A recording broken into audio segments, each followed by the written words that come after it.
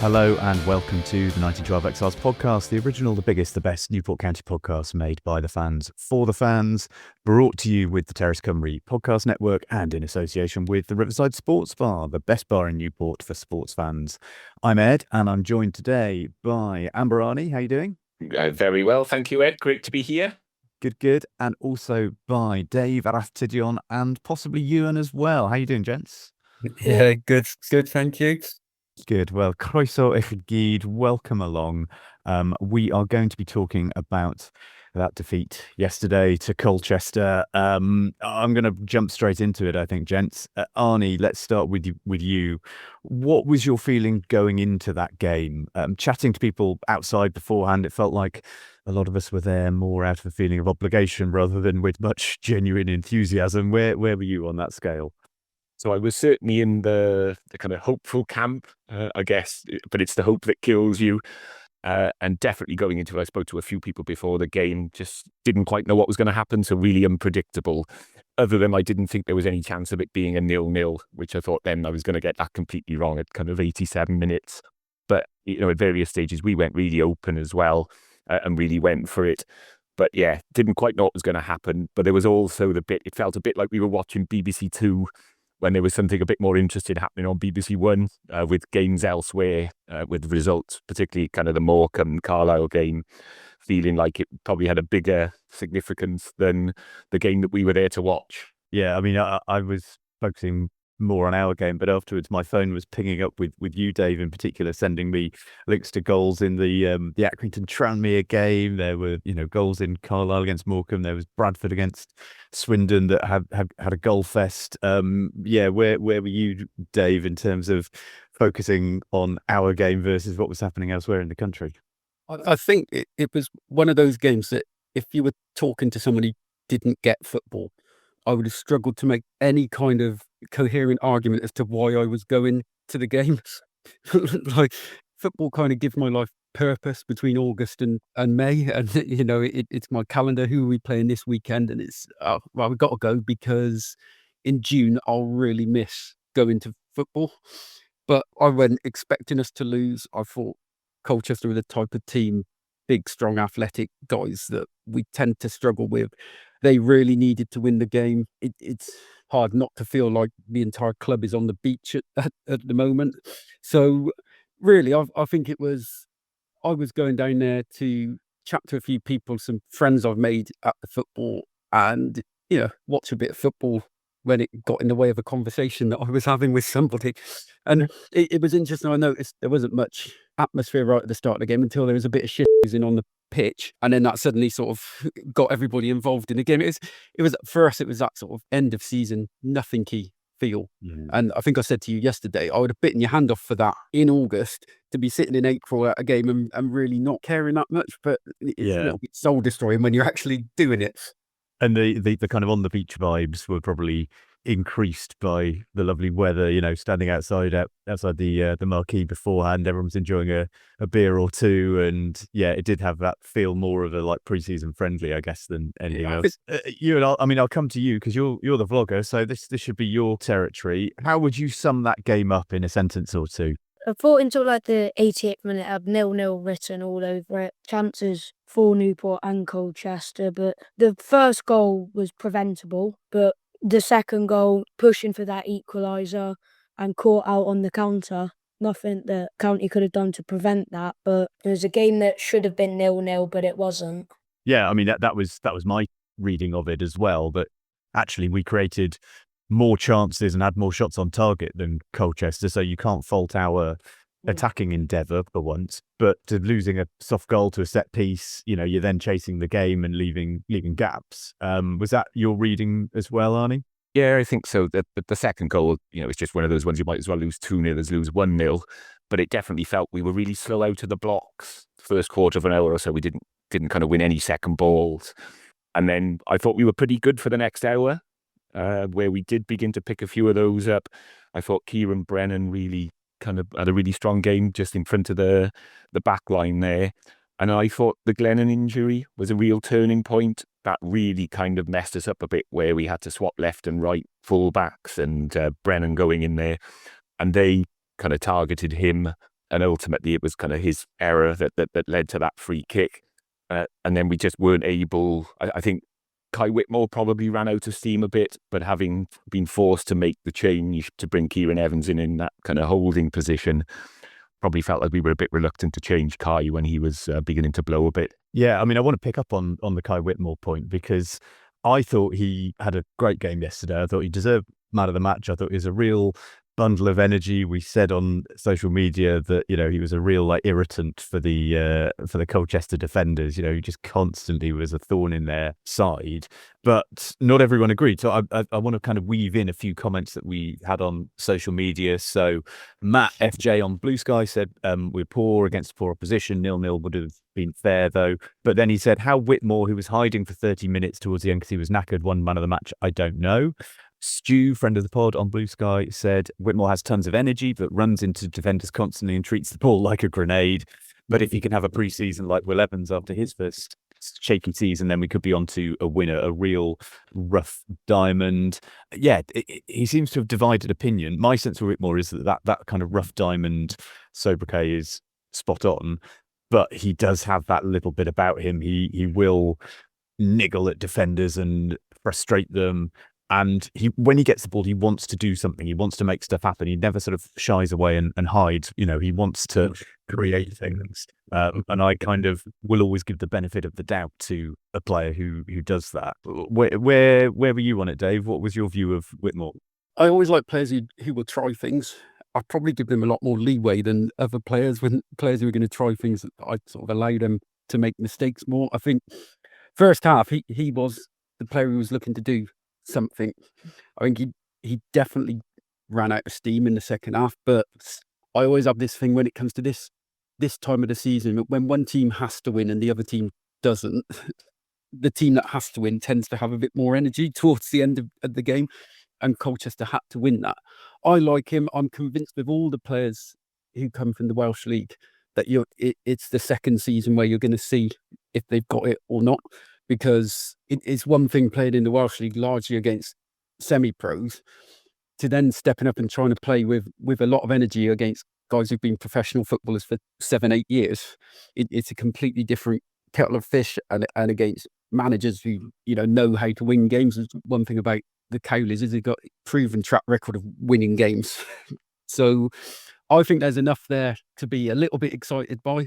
But obviously, you don't know, because he could second season just trail off as well. So I'm interested to see after another pre-season. Who knows what pre-season is going to look like for County, and who's going to be taking pre-season at the moment. Yeah, I mean, we might come on to some of the questions about next season a bit later. I just want to pick up on the point you made as well about Colchester, that they had something to play for and we didn't. We had some comments around that. So Gary Wood on Twitter said Colchester were quicker, stronger, more resilient. We had our chances and could have been in front, but they were patient and calmly took their chances in the last 10 minutes. They had a game plan and executed it well. And Mark Vickery, friend of the pod, said, thought we managed Colchester's threats pretty well, but our execution in the final third was weak. Each game, I thought this was a really interesting point, each game there's a different weakness exposed alongside the regular kind of obvious ones. Inexperienced coaching management team with a largely inexperienced team is a bad concoction, but we are clear of the dregs at the bottom. I don't know where you land on that stuff and the quality of the opposition yesterday. Yeah, I was actually a bit disappointed with them. I was surprised, really, to how little threat, particularly after the first kind of quarter of an hour or so, that they posed to us.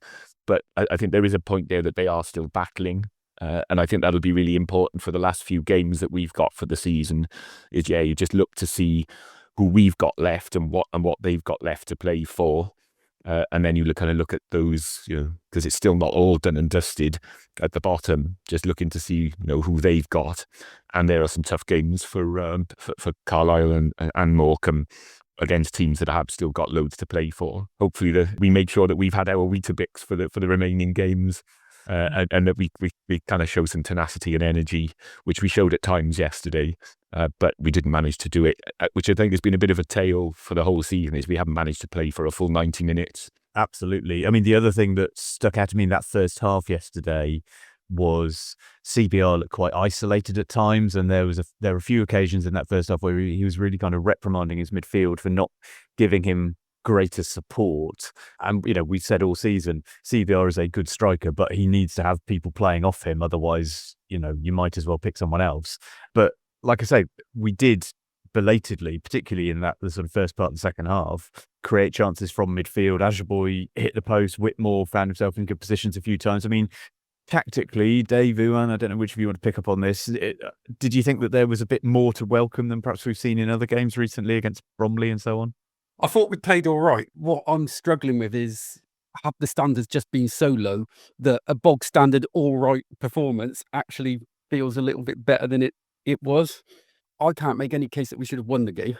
0-0 would have been probably fair. They wanted it a little bit more at the end. I'm not a big one for the whole tactical analysis of what's going on, but for me, it was just, we played all right. And my concern is the season just trailing off exactly like last season did.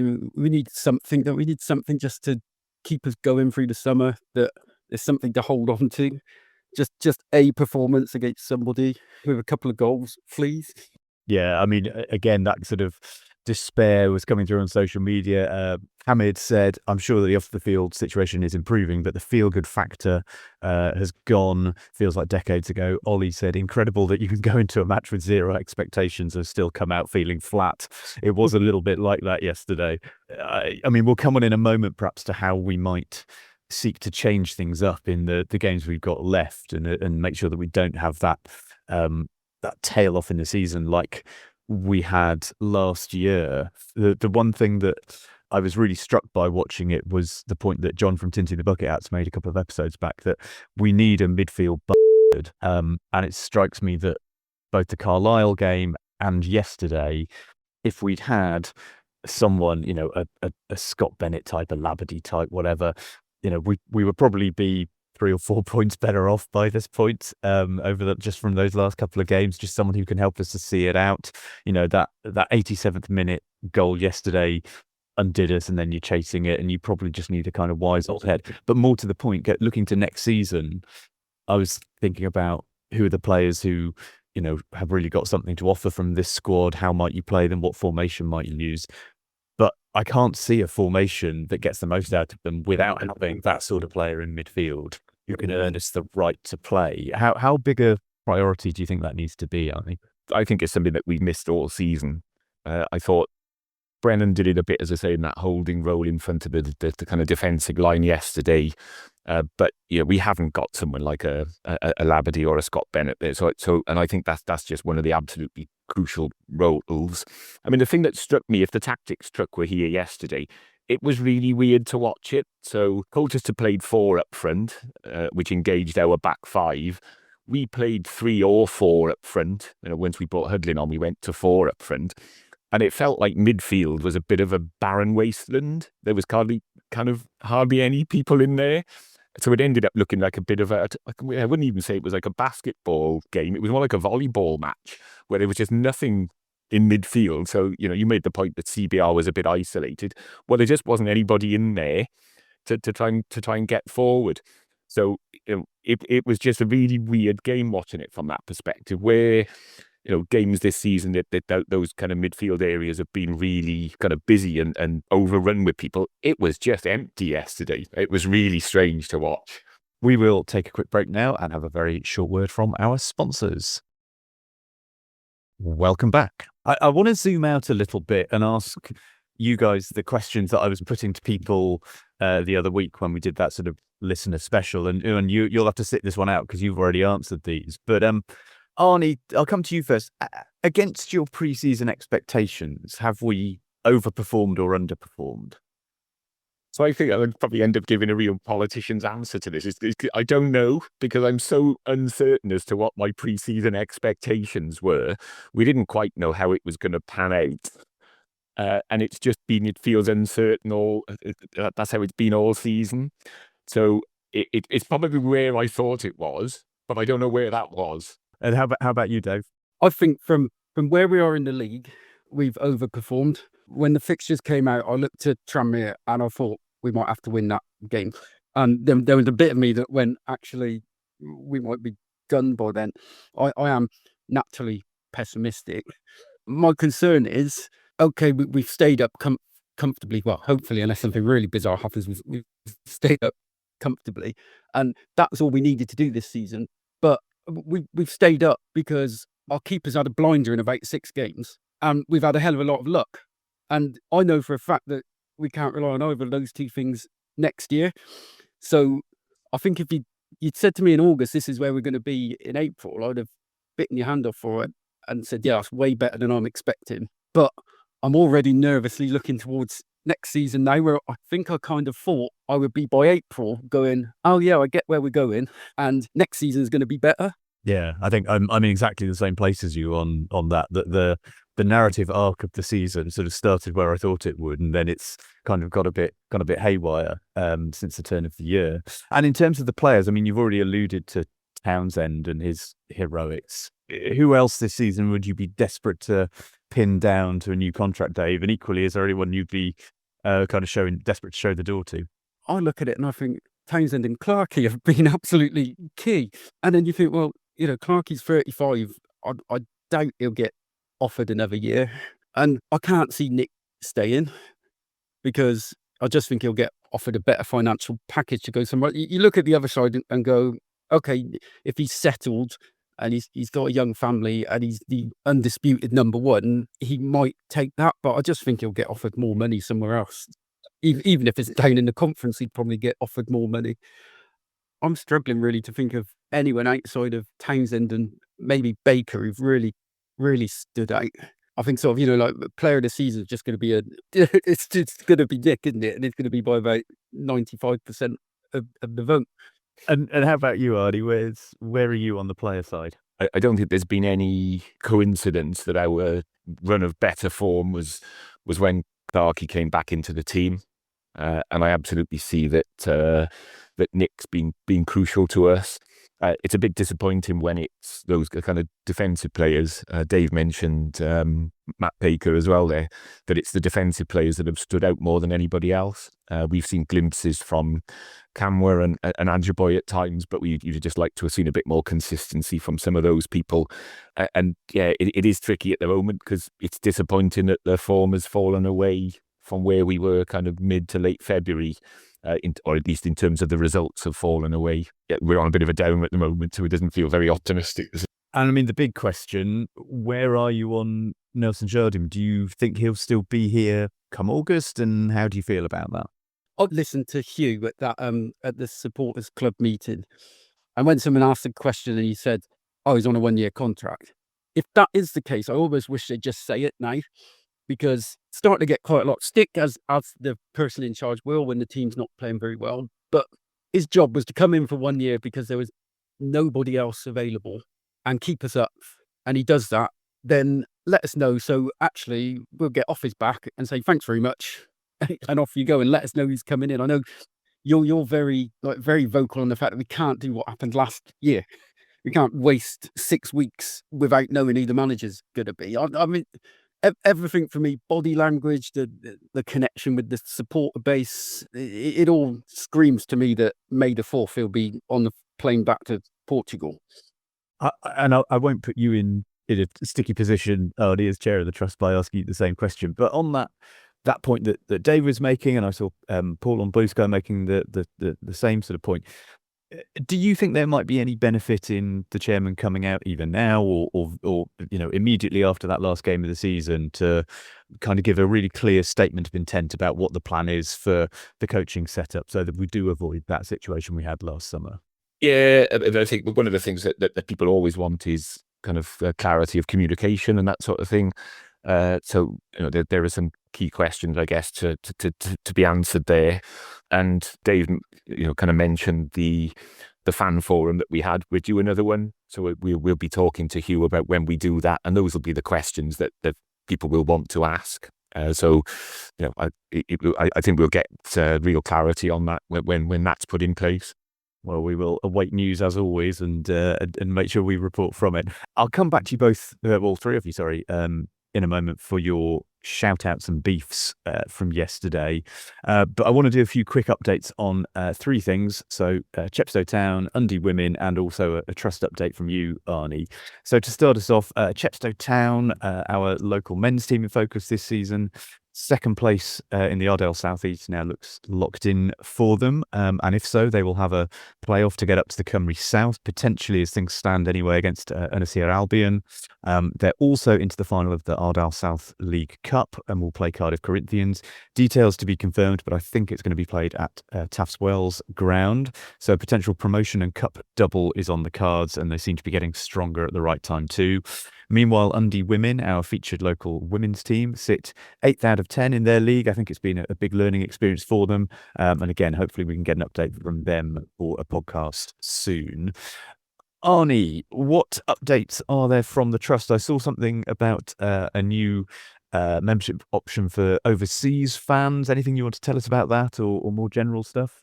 Yeah, so there's a few things there, so you can expect some various bits of news coming out very shortly. So we've been talking with the club about ticket prices, for example, so expecting those to come out very soon.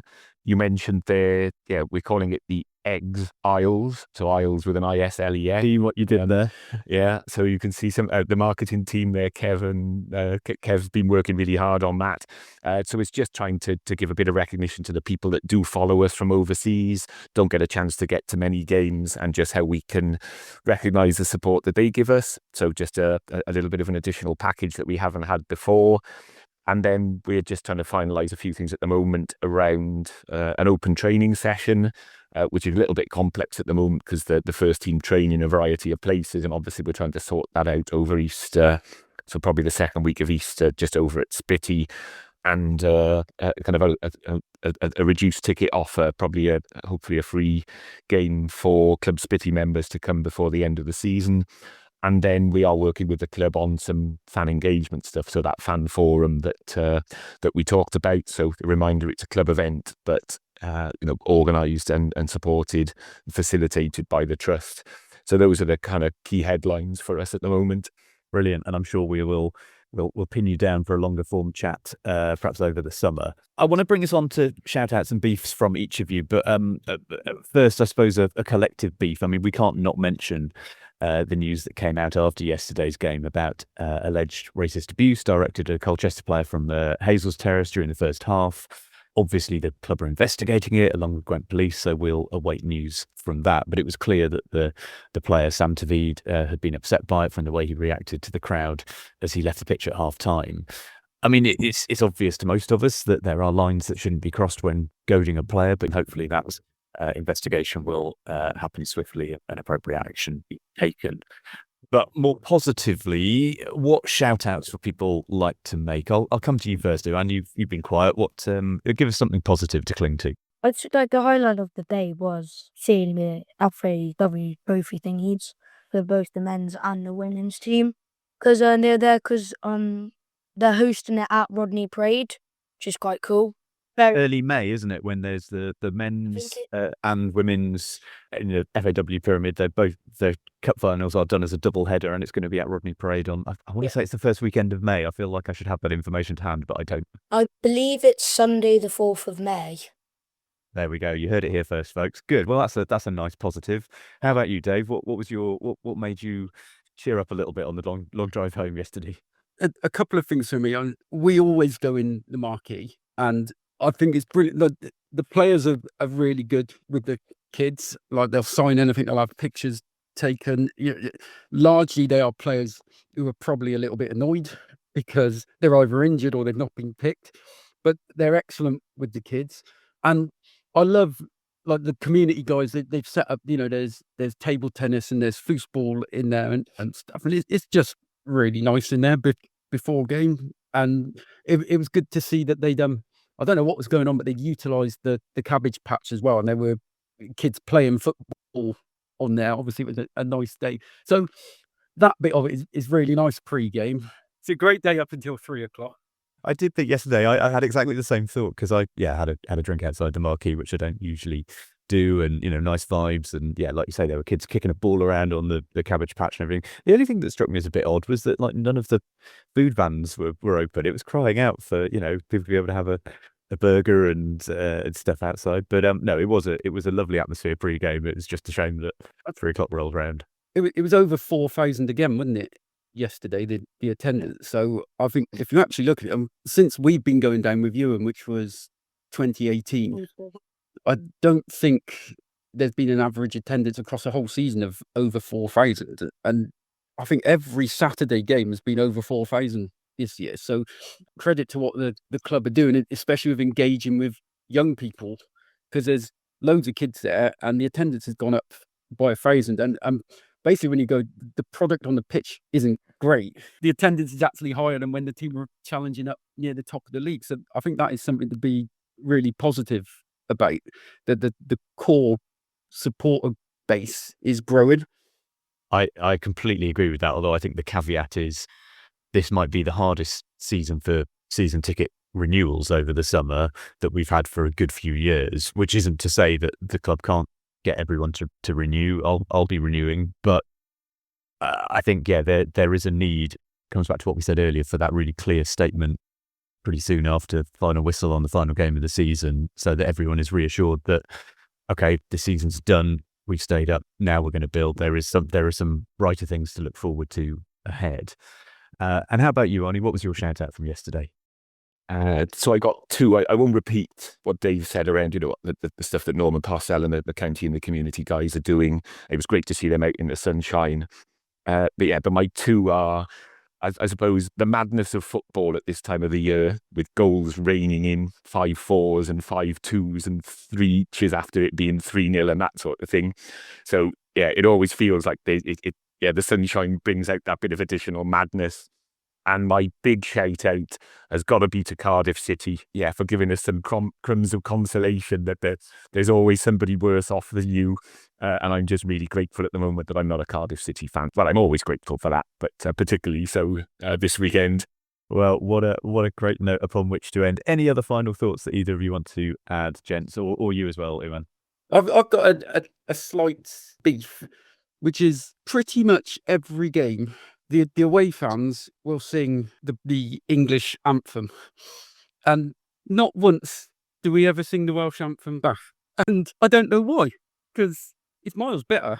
I just think it'd be amazing if we started singing that back, drowning out that dirge. All eyes are going to be on you on Easter Monday against Walsall, and to lead it from the Hazel stand. Anything else from you, Arnie, Iwan?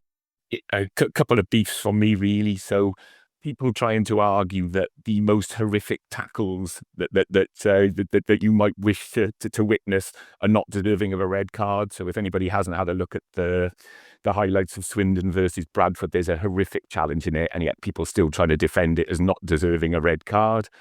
And then, bad one for me is ex-Newport County players scoring hat-tricks. Just stop it. Iwan, you can have the final word. The only thing that I'm really annoyed about is the inconsistency between performances. Like, 1 week we could win, next week we could lose, then we lose again, then we win, then we lose, then we draw. I think that's got to be something to change for next season. If you don't like inconsistency, then 4th division football might not be for you. Yeah, I have to say that Iwan actually won his team won their league yesterday morning, so he came out feeling very, very pleased with himself, and it was nice of the county to immediately bring him back down to earth. They might sign you on for next season if you've got a title under your belt. Well, listen, thank you all, gents. It's been cathartic, if nothing else, to catch up. I'm not quite sure what our plan is for Easter weekend. We potentially might have a member of the pod crew at the franchise game. I know Dave and Iwan, you're both going. I'm not sure about Walsall either, but I think what we might do actually is try and get a full panel together, and rather than talking about individual games, discuss the same stuff we've been talking about, who we'd retain and release, what needs to change over the summer, and have that kind of zoom out stuff. But we will doubtless have a think, and there will be an episode out at some point over the Easter break. But until then, thanks to the three of you for coming on today. Thank you very much. Thanks for having us. Diolch yn fawr. Thank you to everyone for listening. Look after yourselves and each other. Do good in the world, and may it do you the world of good. And above all, as always, keep it county.